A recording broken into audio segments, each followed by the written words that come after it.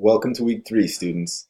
This week we're taking it a little easier than the past two, where we're actually going to return to our nation of collegiate origin, where we're coming back to North America.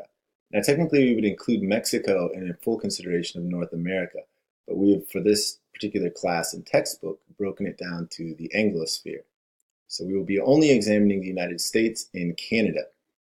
We're going to take a little bit of time to situate ourselves here in our homeland to get a better sense of some of these geographic concepts which we'll be working with going forward.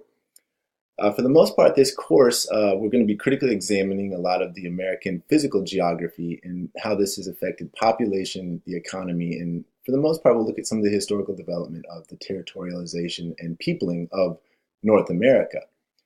From the original 13 colonies to the expansionary movements out west, and we'll look at various enfranchisement and statehood and the growth of the American sovereignty. For the most part, we'll also consider some of the urban geography when we start looking at some of the larger American cities, and we can examine some of the megalopolises that exist from the conurbation of New York City to Washington, D.C. to Boston and the East Coast.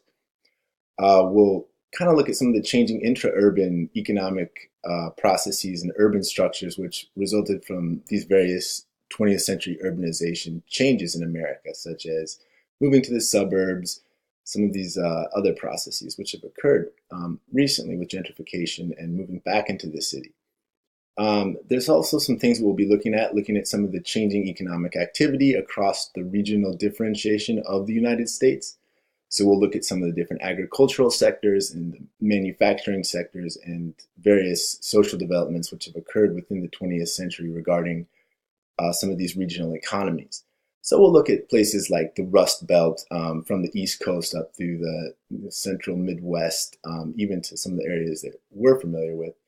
We'll familiarize with agricultural growing zones in the greater Mississippi agricultural basin, such as the Corn Belt, which we're very familiar with, especially in Iowa. And we'll kind of look at some of how population changes have shifted west and south with into the Sun Belt with technological advances with things like air conditioning and infrastructure changes. And in so doing, we'll kind of get an opportunity to delineate a little bit more of the cultural geography of the United States and Canada when we kind of look at different settlement patterns of different groups of people, and we can kind of examine a little bit more about demography of who lives where. We'll have a reflection also on Canada, and we'll kind of look at different provincial arrangements. We'll kind of look at the dichotomy which exists between Francophile Canada and the rest of the Anglosphere as well.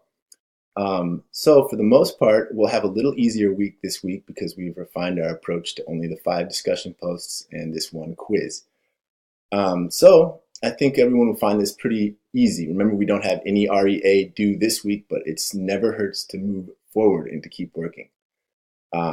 Continue to reach out to me. I hope everyone is enjoying themselves so far and finding a good way to incorporate some of their preferred research and some of this developing specialization which is occurring here through the context of these assignments.